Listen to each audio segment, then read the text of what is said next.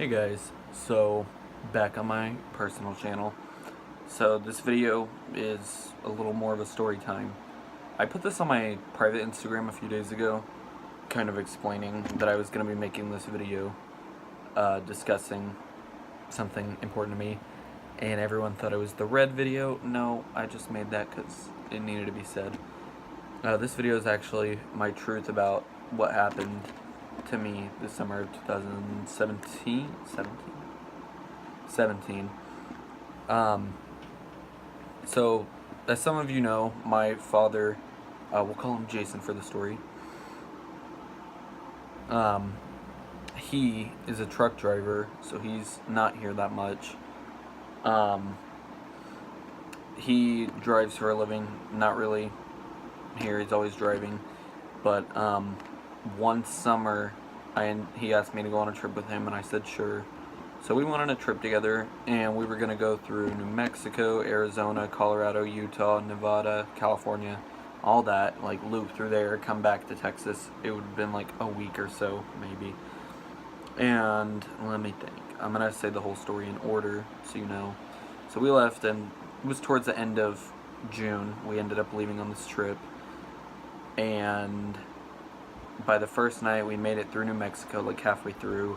Stayed there, drove the rest of the way. Pretty sure the second day we got to the Four Corners. My memory may be bad on this story. It has been almost 2 years now. But that happened.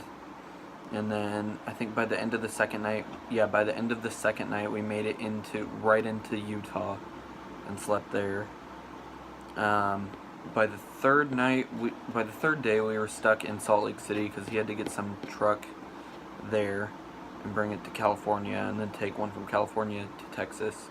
So we stopped in Salt Lake City, and one of the pieces on the truck he was bringing broke, so he had to go get that piece, and it took about all day. So we were there in Salt Lake City all day. It was whatever. I was chilling, but by that night, we didn't get that far. We ended up eating somewhere there, and then drove for like another 30 minutes, and then just crashed for the night. That fourth day, we woke up and drove all the way through the rest of Utah and Nevada, and got into California. Went through all of the big forest trees area. I don't know where we were at the time. I think it was Sacramento? Yeah, because we were going to Stockton to get the next truck, and that was day 4. And then day 5 is when we already had the truck, and we were driving through. Day 5 we were driving through, and we got all the way down to California, and then right into Arizona, which we'd been through for a little bit before when we went to the Four Corners the second day. But that 5th night we stayed in Arizona, and the 6th day, my dad, Jason, we'll call him that so you guys know his name, he was complaining about something hurting. I don't remember what it was, but he was saying like he couldn't drive and he was in a lot of pain. So we like looked at the nearest hospital, and he was in Flagstaff, Arizona. So we ended up going there, and he signed out all this work and stuff. We parked his truck. We went inside. They looked at him. He had to get something. I don't remember what it was. I think he had like a hernia or something. I don't know. It's been 2 years, but I remember them also telling him he had diabetes and that he would be there for a few days. And that was our 6th day on the road together. And I was 15 at the time, but on the road, he couldn't drive. He was in the hospital, and because I was 15, they wouldn't let me stay in the hospital with him. And he was on so many medicines, he kept like telling the doctors, he's like, yeah, he's just, can you guys like find like a family for him to go stay at, like while I'm in the hospital, like it'll be fine. And I was like, I kept telling him, I was like, I don't want to do that. I mean, we're not even anywhere near home, thousands of miles away, and I'm just gonna go stay with strangers. I don't feel comfortable with that. He's like, it'll be fine, they'll just pick you up from here and feed you, and you'll just have a place to sleep. And I'm like, what if they end up being like crazy people and like try and like kill me or like lock me in the room so I don't leave or something, because like that could happen. And well, while this was happening, I was calling my mom and stepmom, and my grandmas were both texting me trying to figure it out. And I was also having a mental breakdown because I didn't know what was happening or how to handle it, so I was texting my friend Allie at the time. And within like an hour, he got moved to another room, and then another room, and then another room, which we ended up staying in the whole time, that room. But in between one of those rooms, CPS, not CPS, yeah, I think it was, no, it was a social worker, I don't know who it was. It was someone, and she came and was like, oh, like, we're gonna figure out something for you. And like my stepmom was like, she texted me and said like, if somebody comes and tries to like talk to you and take you somewhere, call me immediately and let me talk to them. And the lady did end up coming, and my dad was still on all this loopy medicine. Jason was still on all this loopy medicine. So he was all out of it and like saying like, oh, you'll be fine, it'll be fine. My stepmom and mom were mad at him because like he kept telling the doctors and everyone like, oh, let him go stay with someone, even though they thought that wasn't safe and didn't want that for me. And then the lady came in, and she was like, oh, we're going to talk to you and go talk with the doctor and figure out something for you. And then I was like, actually, why don't you call my stepmom? She wants to talk to you. And she's like, alright. So I called, and she talked to my stepmom. And I don't really know what they talked about in the conversation, but at the end of it, they ended up leaving. I still stayed. My guesses were that because my stepmom and my grandma, Jason's mom, they told the social worker that they were going to fly out the next morning if I could stay at the hospital with him that one night. And they agreed to it. They said it's fine, I just can't stay in the truck, and if they can't make it here by a certain time, then they'll have me go stay with someone.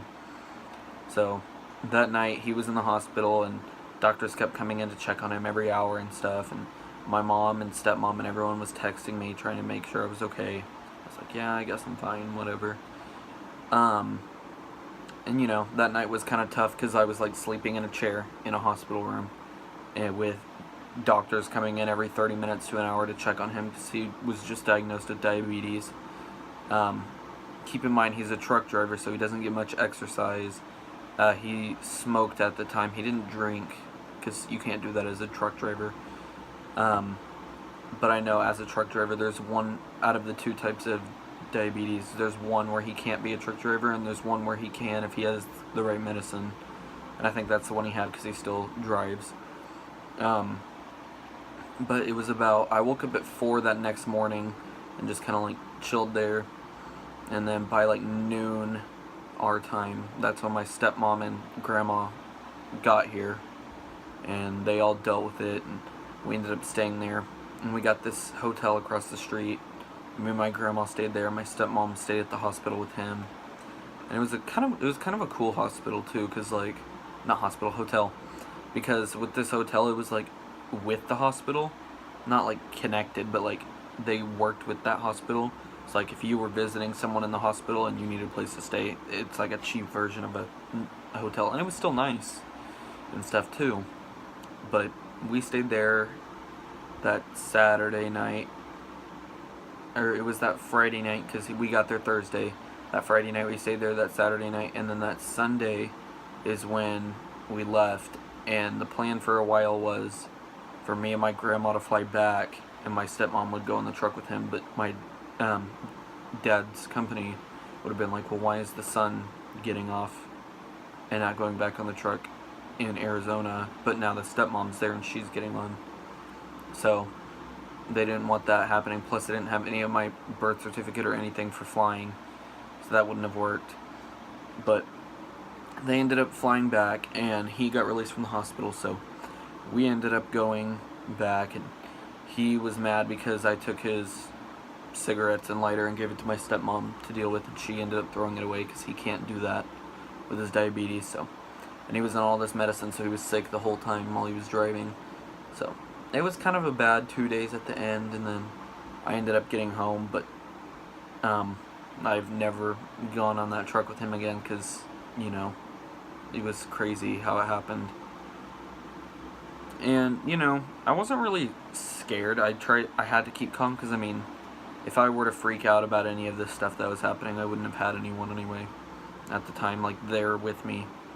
Because he was all out of it, and, I mean, I was in Arizona. I live in Texas. There's no one there that could have had that could have helped me with that. So, that's the story of how CPS and a social worker tried to take me away and put me in a random family in Arizona 2 years ago. So, this is just one of my story times, other than the Keratosis pilaris. So, I plan to do more story times with the big events that have gone down in my life. That was one of the big things that kind of changed things for me, because him and I weren't really that close, and that trip brought us a little closer, but we're still not close. But yeah, that was a big thing that changed my life, and I'm glad I shared it with you. If you made it this far through, thank you for watching and actually listening and caring, and I will see you in the next rant or story time.